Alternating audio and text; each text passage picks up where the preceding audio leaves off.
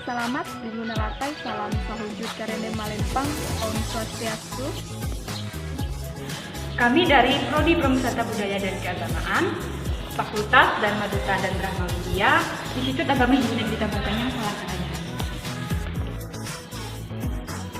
Kami di sini akan membahas perancangan sistem informasi dengan memanfaatkan teknologi dalam bidang hospitality industry.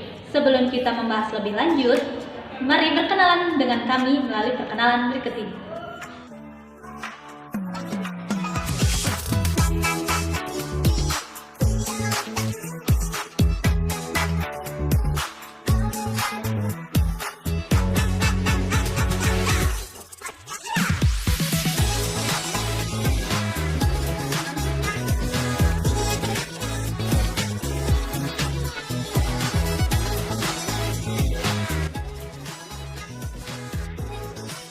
Sekarang kita akan membahas mengenai hospitality industry. Nah, menurut Haris Gunawan, hospitality adalah hubungan antara tamu dan tuan rumah atau tindakan bersikap ramah. Hal ini termasuk dalam penerimaan dan hiburan tamu, pengunjung atau orang asing. Jadi, tak heran jika industri hospitality sendiri merupakan industri yang berhubungan dengan kegiatan keramah-tamahan dalam melayani tamu. Nah, dapat diartikan juga secara keseluruhan bahwa hospitality industry adalah segala macam industri yang memiliki kegiatan yang berhubungan dengan keramah-tamahan, pelayanan, dan hiburan bagi para tamu.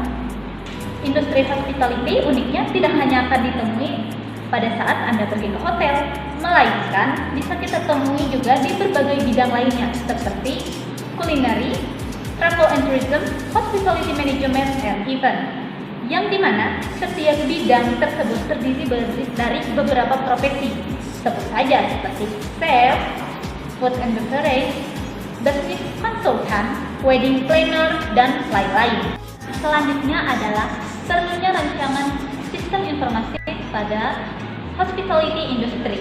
Yang pertama, karena pesatnya perkembangan teknologi membuat semua pelaku usaha, baik jasa maupun barang, juga termasuk di bidang hospitality, harus dapat memanfaatkan teknologi dengan baik agar dapat memberikan layanan yang baik pula. Kemudian, mempermudah dalam pekerjaan dan memberikan pelayanan yang maksimal, atau dapat mengurangi terjadinya human error karena pada dasarnya hospitality ini adalah suatu pelayanan yang banyak dilakukan oleh seorang manusia. Kemudian, untuk mampu memberikan informasi yang relevan, selanjutnya memajukan industri perhotelan dan pariwisata, menambah pemasukan negara, serta memberikan image yang baik bagi suatu negara kepada dunia luar, dan memberikan pengalaman baru bagi para wisatawan, juga memberikan kemudahan bagi para wisatawan yang ingin berkunjung. 4 kategori hospitality, yaitu yang pertama food and beverage atau industri yang bergerak menyajikan makanan dan minuman, merupakan salah satu dari kategori hospitality. Dalam sebuah penyajian makanan, seorang hospitality harus memperhatikan kenyamanan konsumen sehingga semaksimal mungkin memberikan pelayanan yang berstandar sehingga konsumen dapat menikmati makanan dengan baik. Yang kedua, travel and tourism identik dengan pelayanan yang berhubungan dengan perjalanan orang-orang dari satu tempat ke tempat yang lain seperti bis, taksi, pesawat, kapal, dan sebagainya, merupakan bagian dari industri travel and tourism. Fungsi memfasilitasi orang-orang bepergian. Nah, yang ketiga, lodging atau penginapan, berarti akomodasi untuk jangka waktu tertentu atau tempat untuk tidur selama 1 malam atau lebih seperti hotel, hostel, perkemahan, dan bisnis lainnya yang menyediakan tempat untuk bermalam. Nah, yang keempat, rekreasi. Rekreasi adalah segala aktivitas yang dilakukan orang-orang untuk bersantai dan bersenang-senang. Tujuan rekreasi yaitu menyegarkan tubuh dan pikiran seseorang. Industri rekreasi contohnya adalah seperti bioskop, taman rekreasi, atau semua bagian hiburan lainnya. Berikut adalah teknologi sistem informasi yang digunakan dalam hospitality industry. Penggunaan aplikasi integratif Microsoft. Server ini dilengkapi dengan berbagai fitur folder, merupakan sistem pelayanan mandiri menggunakan layar pemesanan berukuran besar yang telah dilengkapi dengan software point of sale support. Dengan layar ini, pelanggan dapat memesan dan membayar pesanannya secara mandiri. Setelah pelanggan berhasil memesan pesanan, maka pesanan tersebut akan secara otomatis tercetak di printer dapur, sehingga tim dapur dapat langsung menyiapkan hidangan makanan pelanggan. Adapun komponen atau perangkat yang digunakan adalah tablet, printer Bluetooth, mesin LCD, elektronik data kapsul untuk melayani pembayaran non tunai. Melalui aplikasi integratif Microsoft, selanjutnya restoran dapat menginput data berupa menu-menu restoran dan harga menu lainnya, menyambungkan ke perangkat lainnya seperti printer, Bluetooth, dan mesin LCD untuk mempermudah transaksi. Yang nantinya pada output tersedia bermacam-macam menu dari restoran tersebut dan berbagai fitur self-order seperti pembayaran dan lainnya. Penggunaan aplikasi pemesanan tiket online. Aplikasi ini digunakan untuk membantu wisatawan dalam menemukan informasi mengenai pemesanan tiket, baik itu pesawat, kereta, kapal, dan sebagainya. Aplikasi ini membantu wisatawan agar tiket dan perjalanan wisatanya menjadi lebih mudah. Bukan hanya tiket kendaraan, aplikasi ini juga dapat digunakan untuk memesan tiket hotel. Contoh aplikasi pemesanan tiket adalah Traveloka.com, Scanner, Peggy, Tiket.com, dan lainnya. Adapun komponen yang digunakan seperti smartphone atau komputer, aplikasi web. Selanjutnya, data-data yang diinput mengenai paket wisata, biro perjalanan, dan lain sebagainya. Sehingga nantinya tersedianya informasi mengenai travel dan tourism. Selanjutnya, teknologi pengenalan wajah. Teknologi ini menghadirkan aplikasi biometri yang lebih mulus, yang dimanfaatkan para tamu untuk membuka kamar hotel dan melakukan check-in ataupun check-out dengan pemindahan wajah. Komponen kamera, fingerprint, database, algoritma yang membandingkan fingerprint dari target dengan fingerprint pada database. Input berupa wajah yang terscan pada fingerprint dan kemudian menghasilkan database mengenai pengunjung melalui pemverifikasian wajah yang telah diinput.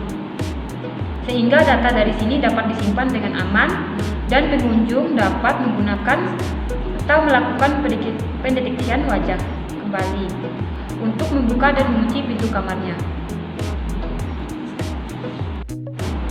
Kemudian, penggunaan teknologi VR (Virtual Reality) adalah sebuah teknologi yang membuat pengguna atau user dapat berinteraksi dengan lingkungan yang ada dalam dunia maya yang disimulasikan oleh komputer, sehingga pengguna merasa berada di dalam lingkungan tersebut. Adapun komponen yang digunakan adalah headset VR berbentuk seperti kacamata selam dengan menggunakan perangkat lunak VR. Data yang diinput adalah berupa atraksi hiburan seperti tempat wisata, permainan, dan sebagainya.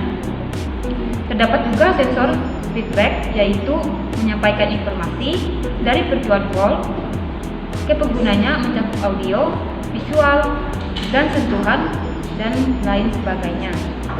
Di mana nanti pada outputnya, pengguna dapat merasakan dirinya seolah-olah sedang berada pada suatu tempat dan memungkinkan pengguna dapat melakukan interaksi dengan dunia virtual atau semu.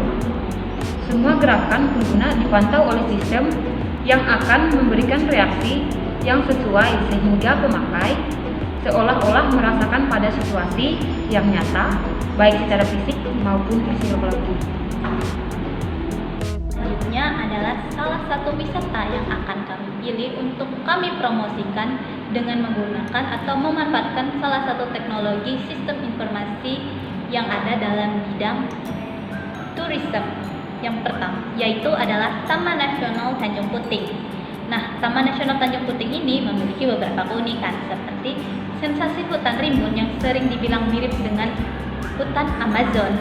Juga Tanjung Puting terdiri atas beberapa area seperti hutan tropika dataran rendah, hutan tanah kering atau kerengas, hutan rawa air tawar, hutan rawa gambut, hutan bakau, hutan pantai sekunder.